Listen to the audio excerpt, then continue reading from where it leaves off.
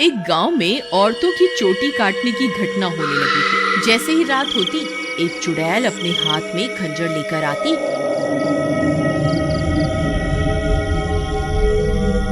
और जो भी औरत उसे सोती हुई मिलती, वह चुड़ैल उसकी चोटी काट कर वहां से चली जाती। किसी को ये समझ नहीं आ रहा था कि ऐसा क्यों हो रहा है। फिर एक दिन, अरे भगवान, अपने बालों को छुपा कर रखो, पूरे गांव में चोटी काटने की घटना बढ़ती ही जा रही है। कहीं उस चुड़ैल की नजर तुम्हारे लंबे बालों पे चली गई तो वो तुम्हारी चोटी काट कर ले जाएगी। अजी, आपको घबराने की कोई जरूरत नहीं है। किसी चुड़ैल की इतनी हिम्मत कहाँ कि वो मेरी चोटी को हाथ भी लगा सके। अच्छा, ये बात है। जैसी तुम्हारी मर्जी। मेरा काम था तुम्हें होशियार करना। अगर चोटी कट गई तो फिर मेरे पास रोते हुए मत आना। इतना बोलकर भीमा वहां से चला जाता है। फिर रात होने पर वह चोटी काटने वाली चुड़ैल फिर से गांव में आती है। वह अपने शिकार को इधर उधर ढूंढ रही होती है। तभी उसे एक घर की खिड़की से एक औरत सोती हुई दिखाई देती है। वह चुड़ैल उस घर में घुस जाती है और उस औरत की चोटी काट लेती है। जैसे ही औरत की चोटी कटती है, उसकी नींद खुल जाती है। हे भगवान, ये चुड़ैल अंदर कैसे आ गई? हाय, मेरी चोटी कहाँ गई? अरे मर गई रे, इसने तो मेरी चोटी काट ली। तभी वह चुड़ैल उसकी चोटी को लेकर वहां से उड़ जाती है। तभी वह औरत उसका पीछा करती है, लेकिन वह चुड़ैल अंधेरे में कहीं गायब हो जाती है। तभी उसका पति भी उसके पीछे पीछे वहां आ जाता है। क्या हुआ मीना, तुम अचानक इतनी रात को यहाँ क्यों भाग कर आ गई?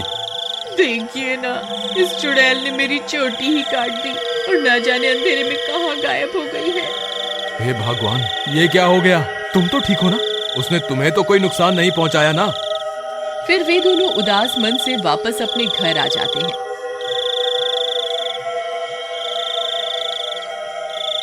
अगले दिन सुबह होने पर मीना की चोटी कटने की बात पूरे गांव में फैल जाती है।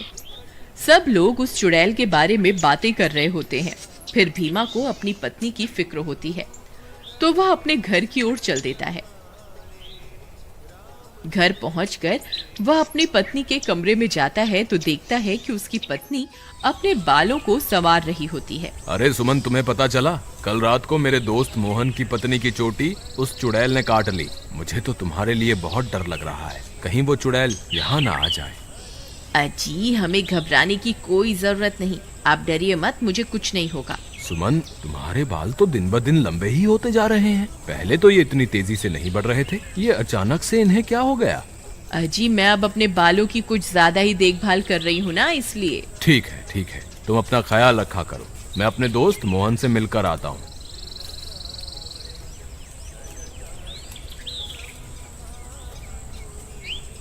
अरे भाई मोहन, तुम कैसे हो? भाभी के बारे में पता चला, सुनकर बहुत दुख हुआ। क्या बताऊं भीमा भाई, जब से मीना की चोटी कटी है उसका तो रो रो कर बुरा हाल है। और बताओ, सुषमा भाभी तो ठीक है ना? अब तुम्हें भाभी का बहुत ज्यादा ख्याल रखना होगा, कहीं चुड़ैल उन्हें अपना अगला शिकार न बना ले। तुम सही कहते हो भाई, मुझे भी बहुत फिक्र हो रही है। ठीक है, अब मैं चलता हूँ।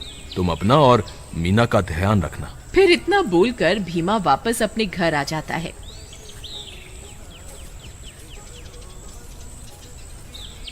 रात होने पर भीमा सो रहा होता है। अचानक उसे चीख सुनाई देती है। उसकी नींद खुल जाती है। वह इधर उधर देखने लगता है। सुमन कमरे में नहीं होती। वह बहुत डर जाता है। सुमन, कहाँ हो तुम? सुमन, कहाँ हो तुम? अरे, मैं तो लुट गई, बर्बाद हो गई। ये चुड़ैल तो मेरी चोटी काट कर ले गई। हाय, मैं तो लुट गई। अरे, ये किसकी आवाज है? लगता है चुड़ैल ने फिर से किसी औरत पर हमला कर दिया है। मुझे बाहर जाकर देखना होगा। फिर वह भागकर बाहर जाता है और देखता है कि बाहर कुछ गांव वाले खड़े होते हैं।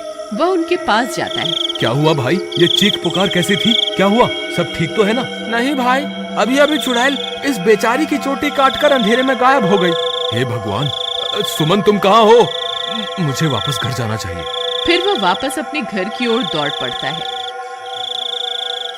जब वो घर पहुंचता है तो देखता है कि सुमन अपने बालों को सहला रही होती है। वह उसे देखकर हैरान हो जाता है। सुमन, तुम कहाँ चली गई थी? तुम्हें पता है अभी चुड़ैल ने फिर से किसी की चोटी काट ली। क्या तुम्हें बिल्कुल भी डर नहीं लग रहा? सुमन उसकी बातों को अनसुना कर देती है और खुशी खुशी अपने बालों को सहलाती रहती है। सुमन के बाल अब और भी लंबे हो चुके होते हैं।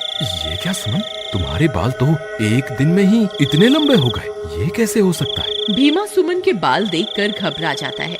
उसे समझ नहीं आता कि आखिर ये सब चल क्या रहा है। फिर अगले दिन सुमन के बालों की लंबाई की चर्चा पूरे गांव में फैल जाती है। सब लोग उसके बालों के बारे में बातें कर रहे होते हैं। अरे भाई, जब जब चुड़ैल किसी की चोटी काटती है तब तब भीमा की पत्नी के बालों की लंबाई बढ़ जाती है। मुझे तो लगता है भीमा की पत्नी ही चोटी काटने वाली चुड़ैल है। भीमा उन सारे गांव वालों की बातें सुन रहा होता है। उसे कुछ समझ नहीं आता कि वह अब क्या करे। फिर वह अपने दोस्त मोहन के पास मदद मांगने जाता है। मोहन भाई, मुझे लगता है सुमन ही चुड़ैल है जो गांव में सबकी चोटी काट रही है। तुम ऐसा क्यों कह रहे हो भाई? भाई, जब जब किसी की चोटी कटती है तब तब सुमन की बालों की लंबाई बढ़ जाती है। और कल जब चुड़ैल का हमला हुआ तब सुमन अपने बिस्तर पर भी नहीं थी, फिर अचानक पता नहीं कहां से आ गई। अगर ऐसा है तो हमें कुछ ना कुछ करना होगा। तुम आज रात को सोने का नाटक करना, फिर जैसे ही भाभी घर से निकले तुम उसका पीछा करना, तब दूध का दूध और पानी का पानी हो जाएगा। मोहन भाई, तुम भी मेरे साथ मेरे घर चलो, तुम वहीं छुप जाना, फिर हम इसे रंगे हाथों पकड़ेंगे। ठीक है, चलो फिर।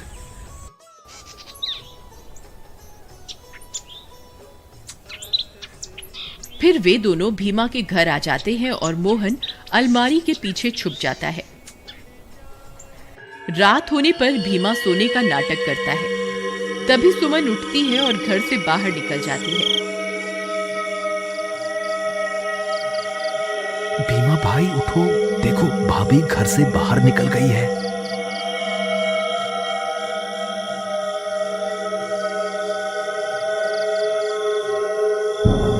सुमन थोड़ी दूर जाते ही चुड़ैल में बदल जाती है और अपने शिकार की तलाश करने लगती है। भीमा और मोहन की आंखें फटी की फटी रह जाती हैं। भीमा भाई, तुम्हारा शक सही निकला, तुम्हारी बीवी तो चुड़ैल निकली। मोहन भाई, अब क्या करें? ये जरूर अपने शिकार की तलाश में निकली होगी। अगर हमने इसे नहीं रोका तो आज ये फिर से किसी की चोटी काट लेगी। लेकिन भीमा भाई, भाभी सबकी चोटियां क्यों काट रही है? मुझे क्या पता भाई, जब तू अपनी भाभी से मिलेगा तो पूछ लियो। चलो इसका पीछा करते हैं। थोड़ी दूर उसका पीछा करने पर चुड़ैल एक जगह पर रुक जाती है। फिर वह इधर उधर अपने शिकार की तलाश करने लगती है। तभी चुड़ैल की नजर एक घर पर पड़ती है और वह उस घर में घुस जाती है। वहां उसे एक औरत सोती हुई दिखाई देती है। भीमा भाई, भाभी तो एक घर में घुस गई, अब क्या करें? अरे बेवकूफ, ये भाभी भाभी क्या लगा रखा है? इस वक्त वो तेरी भाभी नहीं है, वो एक चुड़ैल है। चलो हम भी इसके पीछे चलते हैं।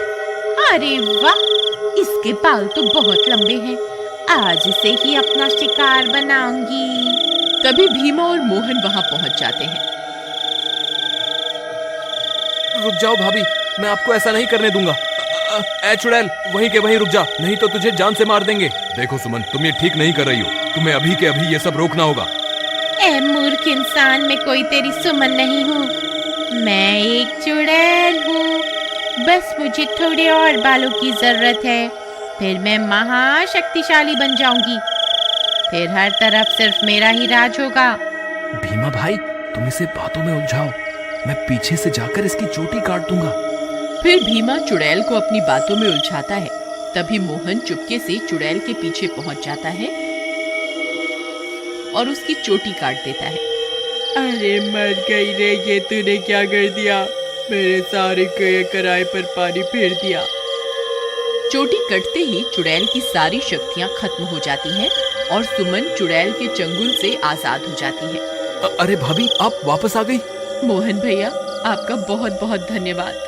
आपकी वजह से मुझे इस चुड़ैल से मुक्ति मिल गई। भीमा भी अपनी पत्नी को वापस पाकर खुश हो जाता है और वे दोनों फिर से एक साथ रहने लगते हैं। इस तरह गांव वालों को चोटी काटने वाली चुड़ैल से छुटकारा मिल जाता है और सब गांव वाले हंसी खुशी रहने लगते हैं।